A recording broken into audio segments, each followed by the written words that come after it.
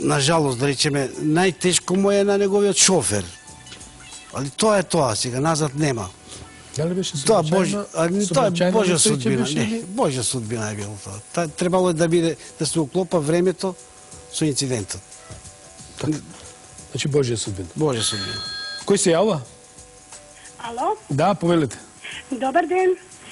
Се јавува една гледачка од Скопје. Повелете. Иначе родена од Струмица, од Добрејци. Се јавувам само заради вашиот гостин, да го поздравам. Така. На телефон е Снежа Беџовска. Така ме знае тој. Иначе сега со сменето презиме. Живеам и работам у Скопје. Инако го познавам вашиот гостин лично, уште од... Кој е прашањето, ве молам, кажете?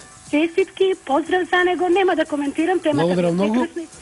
Јас ќе замолам да најдам на разбирање, сакам ваши прашања, ваши констатации, ваши видувања. Повелете.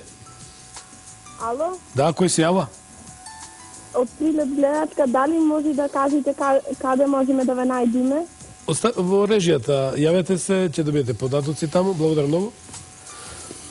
Замолив уште еднашка на разбирање, лични прашања не поставувате, сакам бидеме фокусот на темата. Доколку имам гледач, можеме уште еден двајца да вклучиме и ќе одиме во завршницата на емисијата.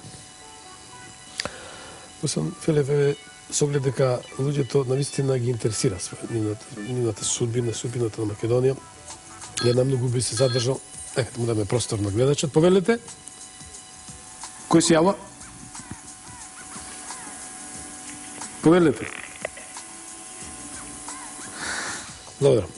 Значи, каде е визијата ваша за Македонија? Како ја гледате Македонија во најблиска иднина, да речам, за неколку, не сакам за години, за 10 дена? Прво што треба да се направи. Македонија треба да се направат стотици брани и илјадници каскадни брани.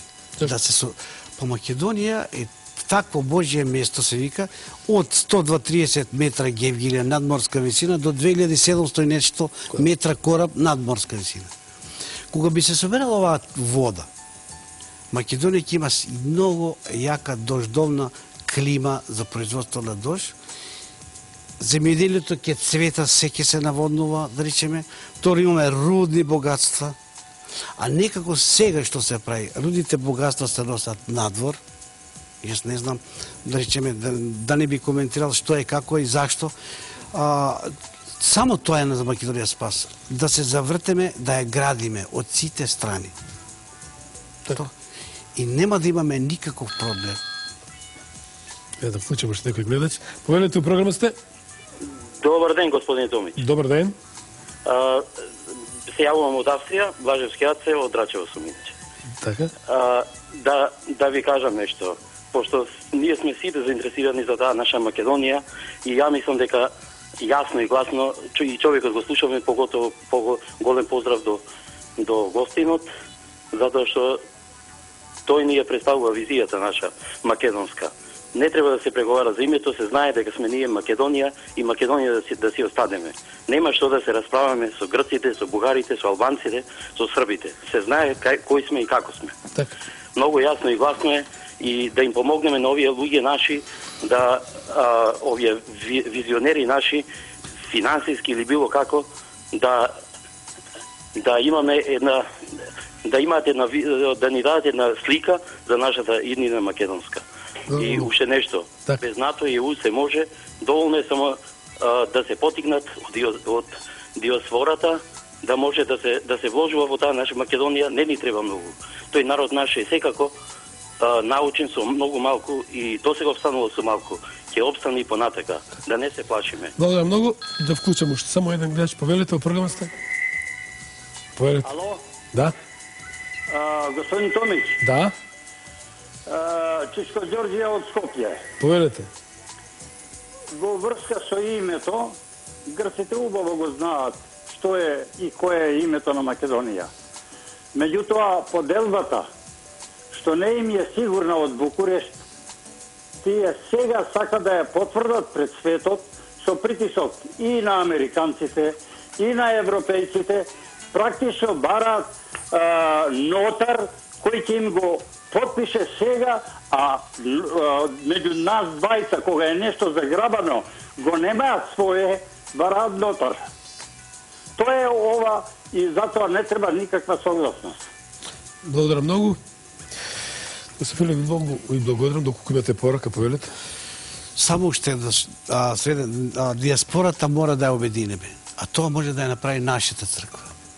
Да се пратат нашите млади, да речеме теолози кои се, да идат овој народ тамо на ручици, на собери да го сплотат. Диаспората може милиарди да финансира ова држава за 2 години, да биде огледало на Европа, а не да страдаме. Тоа ми е последното што сакам да го кажам и пак ќе повторам. Никој не смее да не чепне во душата името. Благодарам уште еднашка, посакувам добро здравје. Здравје и на вас, и дека ви се емисиите се подобри, дека ве слуша цел народ. Благодарам, да сте живи здрави. Почитувани, благодарам што бевме заедно овие 3 изминати дена, се дружевме, ја дефиниравме демократијата, говоревме за она што е најсвето, а тоа е името, идентитетот на државата или единствениот и главниот столб. Ве поканувам вечера да проследите репризното издание. Рековме дека ќе говориме и за теми кои не се само политика, толку и здравје. Еве, на 9 октомври најаваме на тема за сонот. Што значи сонот и која е неговата улога за здравјето на човекот, секако гледано врз зона најважното е креветот. Значи, ќе биде доста интересно. На 10 ми доаѓа владиката Методија, а соговорник ќе биде многу важен, еден голем соговорник од соседството, се надам дека ќе прифати. А в сабота, денес недела, во чест на Тоше Проевски, организираме една емисија со најактуелните поп музичари кои се бисер на македонската сцена. Бидете живи здрави за многу години.